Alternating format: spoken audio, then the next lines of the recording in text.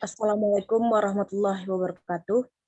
Baiklah, pada kesempatan kali ini, kami kelompok 4 akan mempresentasikan materi kami tentang kegagalan pasar pada mata kuliah Ekonomi Sektor Publik. Kami beranggotakan 3 orang. Yang pertama yaitu Cindy, yang kedua Sylvia Febri, dan yang ketiga yaitu saya sendiri, Stefani Alvinta. Baiklah, langsung saja pada pokok pembahasan. Yang pertama yaitu hak kekayaan dan penegakan kontrak. Agar tidak terjadi penggembalaan yang berlebihan, di negara-negara bekas komunis, hak milik tidak didefinisikan dengan baik, sehingga orang tidak memiliki insentif yang cukup untuk memelihara atau meningkatkan apartemen mereka. Namun, dalam kondisi ekonomi pasar, manfaat dari perbaikan tersebut tercermin dalam harga pasar properti. Jika individu ingin terlibat dalam transaksi satu sama lain, kontrak yang mereka tanda tangani harus ditegakkan. Pertimbangkan pinjaman biasa, di mana satu orang meminjam uang dari orang lain dan menandatangani kontrak untuk membayarnya kembali. Kecuali jika kontrak semacam ini ditegakkan. Tidak ada yang mau memberikan pinjaman. Pada tingkat yang bahkan lebih primitif, kecuali ada perlindungan kepemilikan pribadi, orang tidak akan memiliki cukup insentif untuk menabung dan berinvestasi, karena tabungan mereka mungkin diambil. Kegiatan pemerintah yang ditunjukkan untuk melindungi warga negara dan properti, menegakkan kontrak, dan mendefinisikan hak properti dapat dianggap sebagai fondasi yang menjadi sandaran semua ekonomi pasar. Selanjutnya yaitu kegagalan pasar dan peran pemerintah. Yang pertama yaitu peran pemerintah dalam perekonomian dalam mengurangi dampak akibat kegagalan pasar, sehingga tujuan kesejahteraan dan keadilan pada masyarakat bisa tercipta.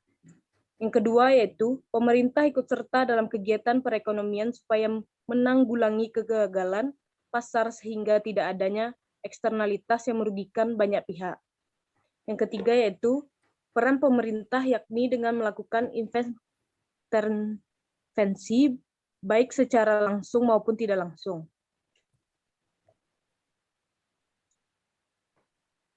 Selanjutnya itu kegagalan pasar dan peran pemerintah.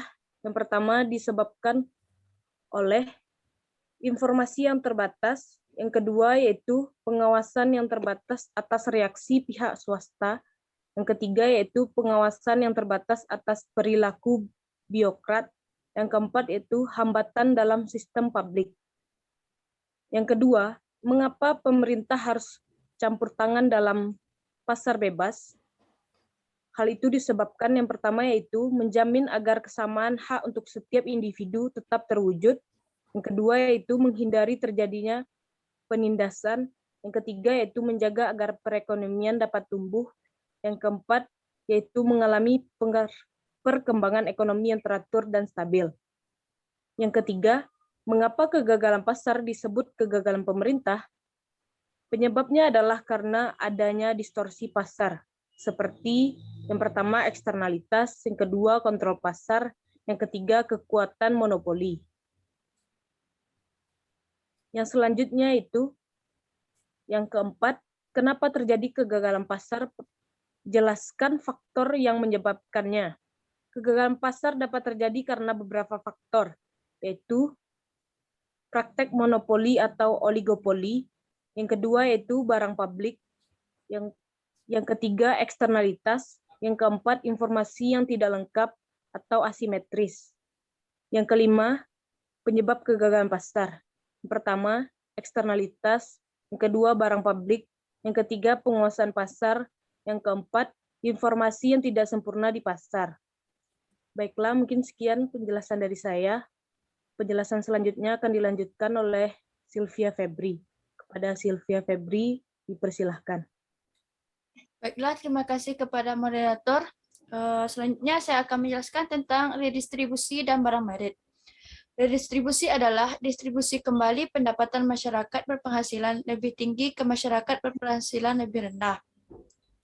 Tujuan utama dari redistribusi ini adalah untuk meminimalisir adanya kesenjangan di masyarakat. Pemerintah telah melaksanakan beberapa program untuk mencapai tujuan tersebut, antara lain, yaitu program pemberian jaminan akses kebutuhan dasar bagi masyarakat bawah.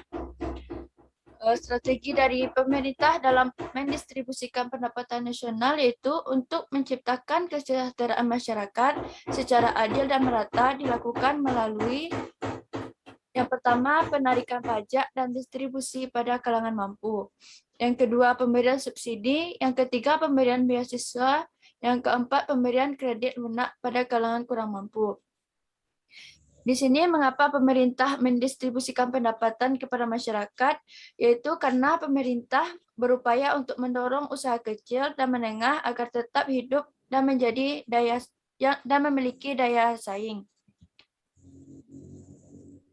Program dari redistribusi pendapatan yang dilakukan oleh pemerintah untuk meratakan pembangunan. Yang pertama yaitu program pemberian jaminan akses kebutuhan dasar bagi masyarakat bawah. Yang kedua, program kredit lunak dan penjamin kredit berbasis komunitas. Yang ketiga, pengembangan usaha atau industri kecil.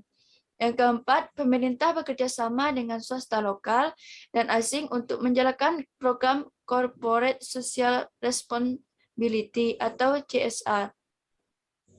Yang kelima, pemerintah konsisten dalam mewujudkan kebijakan penegakan hukum dan keadilan ekonomi. Yang keenam, memberikan subsidi kepada usaha kecil dan menengah agar tetap memiliki daya saing. Sekian yang dapat saya sampaikan, saya kembalikan ke moderator. Baiklah, terima kasih kepada Sylvia atas penjelasannya. Baiklah, penjelasan selanjutnya akan dijelaskan oleh Cindy. Kepada Cindy, dipersilahkan. Saya akan menjelaskan mengenai program redistribusi pendapatan beserta contohnya, di mana yang pertama ada program pemberian jaminan akses kebutuhan bagi masyarakat bawah yang sebagai contoh yaitu Jamkesmas. Yang kedua ada program kredit lunak dan pinjaman kredit berbasis komunitas sebagai contoh yaitu APBN. Yang ketiga ada pengembangan usaha mikro kecil dan menengah atau biasa disebut dengan UMKM. Yang keempat, kerjasama dengan pihak swasta dalam menjalankan program Corporate Social Responsibility atau disebut dengan CSR.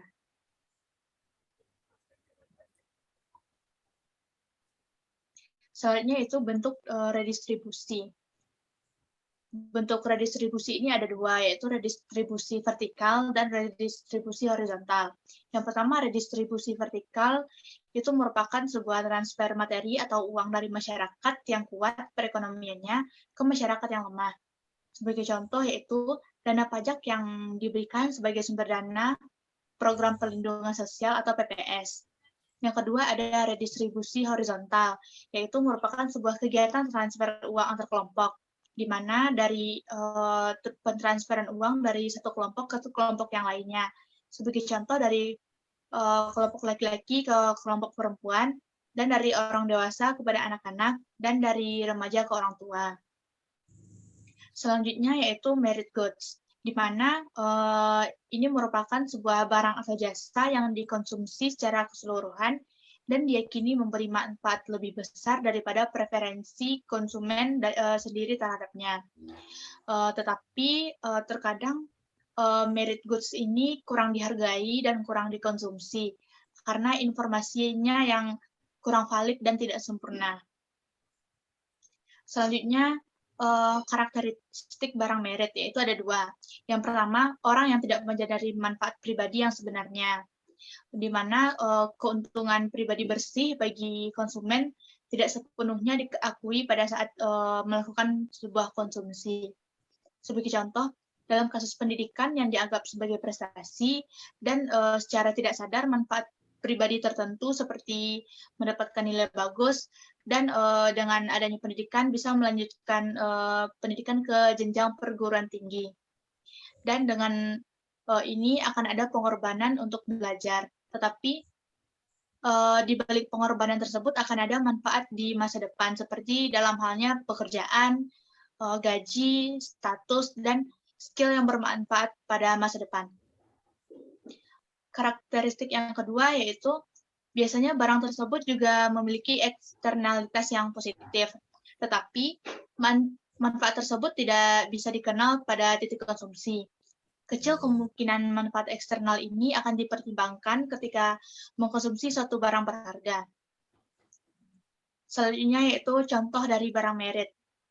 Contoh yang pertama adalah perawatan kesehatan, di mana pada saat sekarang ini banyak orang yang meremehkan manfaat vaksin. Padahal ada keuntungan dalam melindungi diri dari beberapa penyakit.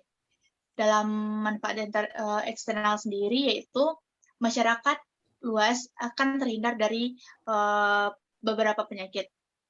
Yang kedua ada museum, di mana manfaat pendidikan museum mungkin tidak lagi dihargai, padahal banyak nilai-nilai yang bisa dijadikan sebagai pelajaran dalam kehidupan. Yang ketiga ada manfaat dari makan buah dan sayur, yaitu manfaatnya berupa kesehatan untuk tubuh. Yang keempat pendidikan, di mana orang-orang mulai meremehkan manfaat belajar dan sehingga tidak mendapatkan hasil yang memuaskan. Sekian dari saya kembalikan kepada moderator. Baiklah, terima kasih banyak Cindy atas penjelasannya. Baiklah, penjelasan selanjutnya akan dijelaskan kembali oleh Sylvia. Kepada Sylvia, dipersilahkan. Baiklah, saya akan menjelaskan dua perspektif peran pemerintah. Yang pertama yaitu analisis normatif. Teorema fundamental ekonomi kesejahteraan berguna karena secara jelas menggambarkan peran pemerintah dengan tidak adanya kegagalan pasar dan barang-barang jasa. Yang diperlukan dilakukan pemerintah hanyalah mengkhawatirkan distribusi pendapatan atau sumber daya. Sistem perusahaan swasta memastikan bahwa sumber daya akan dilakukan secara efisien. Jika ada kegagalan pasar, yang penting persaingan tidak sempurna, informasi yang tidak sempurna, pasar yang tidak lengkap, eksternalitas, barang publik, dan pengangguran, ada anggapan bahwa pasar tidak akan efisien Pareto. Ada dua kualifikasi penting, yaitu yang pertama ada cara untuk mengintervensi pasar untuk membuat seseorang menjadi lebih baik, tanpa membuat siapapun menjadi lebih buruk, yaitu membuat peningkatan Pareto. Yang kedua, harus ditunjukkan bahwa sebenarnya proses politik dan struktur birokrat masyarakat demokratis mampu mengoreksi kegagalan pasar dan mencapai perbaikan Pareto. Yang kedua yaitu analisis positif. Pendekatan kegagalan pasar untuk mengalami peran pemerintah sebagian besar merupakan pendekatan normatif. Pendekatan kegagalan pasar memiliki dasar untuk mengidentifikasikan suatu situasi di mana pemerintah sebaiknya untuk melakukan sesuatu, ditempa oleh pertimbangan kegagalan pemerintah. Popularitas pendekatan kegagalan pasar telah menyebabkan banyak program dibenarkan dalam hal kegagalan pasar. Seringkali ada perbedaan yang signifikan antara tujuan program yang dinyatakan untuk memperbaiki beberapa kegagalan pasar dan desainnya. Baiklah, hanya sekian yang dapat saya sampaikan. Saya kembalikan ke moderator. Baiklah, sekian penjelasan materi dari kami tentang kegagalan pasar. Jika teman-teman ada yang ingin bertanya, silahkan langsung pada kolom komentar. Jangan lupa like channel ini dan subscribe. Terima kasih atas perhatian teman-teman. Jika ada kesalahan, kami mohon maaf. Akhir kata dari kami, Assalamualaikum warahmatullahi wabarakatuh.